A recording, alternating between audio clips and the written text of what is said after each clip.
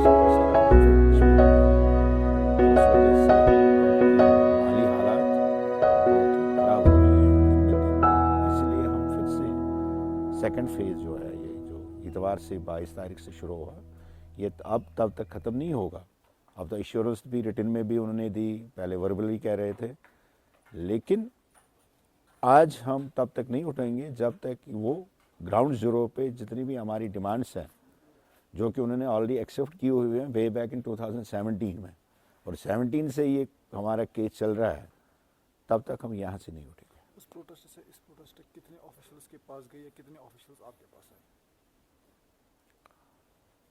हमारे पास तो कोई नहीं आया, आज की डेट तक हमारे पास कोई नहीं आया। खाली उसी दिन 30 तारीख को सितंबर की 30 तारीख को डीसी साहब यहाँ पे आए थे, उसके बाद कोई नहीं आया।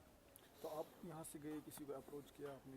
क्योंकि हमारे जो मीडिएटर हैं एक हिसाब से वो वर्दी डिप्टी कमिश्नर साहब हैं, हम मतलब इससे पहले हम गए थे उनके पास 2-3 बार, तो वही हमें अपडेट करते रहे। उन्होंने बहुत कोशिश की अपनी तरफ से ही, हमारी फाइनल मीटिंग जो कंसर्न डिपार्टमेंट्स के हेड्स हैं through honourable adviser Shri Bashir Khan sahab के, लेकिन पता नहीं कि वो फाइनल मीटिंग क्यों नहीं। क्या कुछ फ़ायदा लगा आपको पिछले प्रोटेस्ट से? तो आपको हमने और एक प्रोटेस्ट किया यहाँ पर।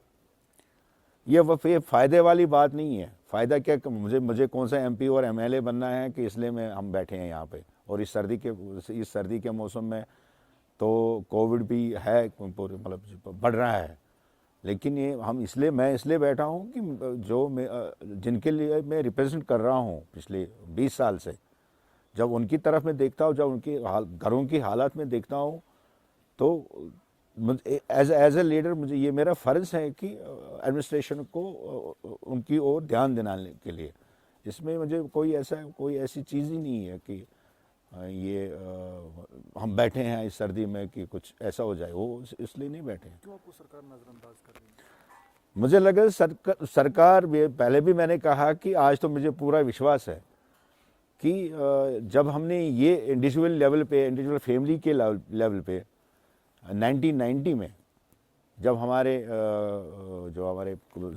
कम्युनिटी के जो बाकी मेंबर्स, फैमिली मेंबर्स थे, बहुत सारी वजहों के कारण वो यहाँ से निकल गए, लेकिन हमने ये डिसाइड किया कि हम यहीं पे रहेंगे, क्योंकि हमें पूरा विश्वास था अपनी ईश्वर के ऊपर भी और अपने लोगों के ऊपर भी।